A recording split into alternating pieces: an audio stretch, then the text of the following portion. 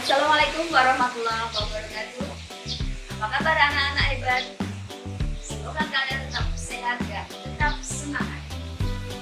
Pada pembelajaran kali ini, kita akan membahas tentang APBN. Kalian sudah paham tentang APBN? Nah, untuk lebih lanjut tentang pembelajaran APBN, bersama saya, Ibu Sunarti, mari belajar bersama. Baiklah, kita awali dengan pengertian APBN. Pengertian pertama, menurut Undang-Undang Dasar 1945 dalam pasal 23 menjelaskan bahwa anggaran pendapatan dan belanja negara sebagai wujud dari pengelolaan keuangan negara ditetapkan setiap tahun dengan undang-undang dan dilaksanakan secara terbuka dan bertanggung jawab untuk sebesar-besarnya kemakmuran rakyat. Pengertian kedua, dalam Undang-Undang Nomor 17 Tahun 2003 tentang Keuangan Negara, Pasal 1 menjelaskan yang dimaksud dengan anggaran pendapatan dan belanja negara, selanjutnya disebut APBN, adalah rencana keuangan tahunan pemerintah negara yang disetujui oleh DPR. Fungsi APBN. Pertama, fungsi otorisasi. Fungsi ini menjadi dasar untuk negara atau daerah dalam pelaksanaan pendapatan dan pengeluaran pada tahun yang direncanakan. Fungsi kedua, perencanaan. APBN dibuat sebagai pedoman untuk merencanakan kegiatan pada tahun anggaran yang direncanakan. Ketiga, fungsi pengawasan. Nah, APBN menjadi pedoman penyelenggaraan kegiatan sudah sesuai dengan ketentuan atau belum. Fungsi keempat, yaitu fungsi alokasi. Fungsi ini dapat dikatakan sebagai penyediaan barang publik atau sektor pembangunan. APBN bersumber dari pajak, lalu dialokasikan untuk pembangunan secara umum yang nantinya bisa memacu pertumbuhan ekonomi. Contohnya apa ya? Ya, paling mudah adanya pembangunan MRT, Mass Rapid Transit. Fungsi kelima yaitu fungsi distribusi. Artinya, dana yang akan digunakan tidak boleh berpusat di satu sektor atau daerah saja. Memang saat ini masih terjadi ketimpangan atau prinsip keadilan yang belum dijalankan secara maksimal. Namun, lambat laun, suatu saat nanti, teman-teman kita yang ada di Papua bisa saja merasakan transportasi massal seperti komuter line atau bahkan MRT. Fungsi keenam atau fungsi yang terakhir, yaitu fungsi stabilisasi. Adanya APBN dapat menstabilkan keadaan ekonomi. Contohnya begini, ketika harga barang dan jasa naik, pemerintah akan menaikkan pajak. Nah, dengan begitu, jumlah uang yang akan beredar akan berkurang dan harga-harga bisa normal kembali. Ya, sekarang kita akan tujuan APBN.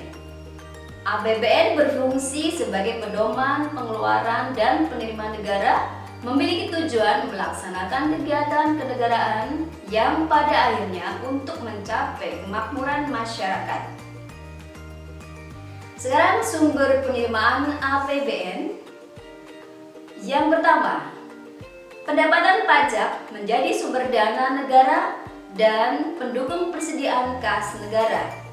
Diperoleh dari pajak penghasilan atau PPH, pajak pertambahan nilai atau PPN, pajak penjualan atas barang mewah atau PPBW, bea materai, pajak bumi dan bangunan. Yang kedua, penerimaan negara bukan pajak atau PNBP. Di antaranya, penerimaan sumber daya alam, kekayaan negara yang dipisahkan, pendapatan badan layanan umum, pendapatan lain seperti sewa tanah dan bangunan. Yang ketiga, hibah. Mengacu pada undang-undang, hibah disebut sebagai penerimaan negara baik devisa atau devisa yang dirupiahkan, jasa atau surat berharga yang diterima dari pemberi hibah yang tidak perlu dibayarkan kembali dan tidak pula mengikat, baik dari dalam negeri maupun luar negeri. Kita akan pengeluaran APBN. Dikutip dari laman kemenku.go.id, berikut adalah beberapa output APBN di beberapa bidang pada tahun 2020 dan 2021. Bidang infrastruktur, contohnya pembangunan jalan baru dengan total panjang mencapai 171,91 km. Proyek pembangunan jembatan yang ditotal mencapai 4.596,4 meter.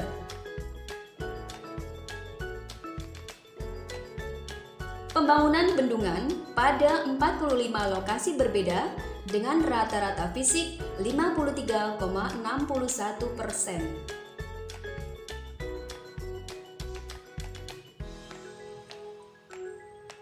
Bansos.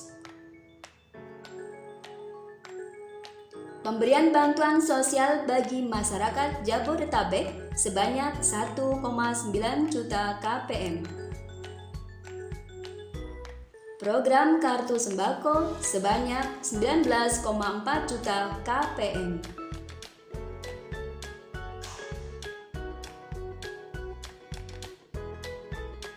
Bantuan upah bagi 2,4 juta guru honorer.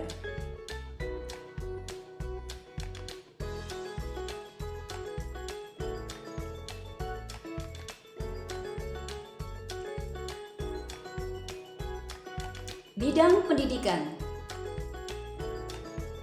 Dana BOS yang digunakan untuk pemenuhan fasilitas sekolah demi menunjang proses belajar mengajar.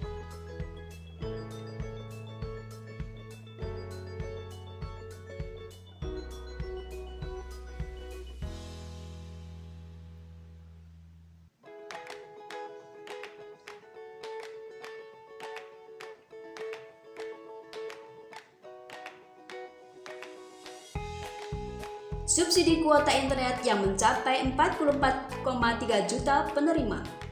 Kesehatan.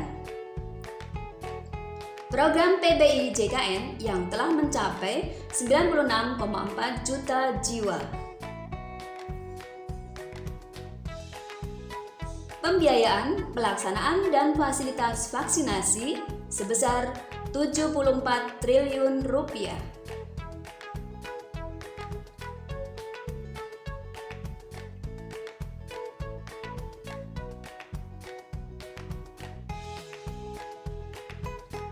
Bidang UMKM. Subsidi pupuk sebanyak 7,2 ton.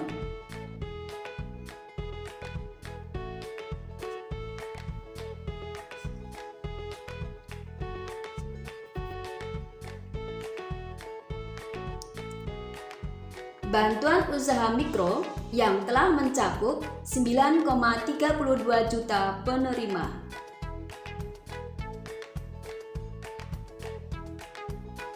Pembiayaan pelaksanaan PON 20 Papua tahun 2021 sebesar 10,48 triliun. APBN mengalokasikan dana untuk membiayai PON ke-20. APBN berperan sebagai pembiaya penyelenggaraan event sekaligus pembangunan infrastruktur utama dan infrastruktur pendukung. Demikian pemaparan materi APBN. Semoga bermanfaat. Terima kasih. Wassalamualaikum warahmatullahi wabarakatuh. APBN, uang kita.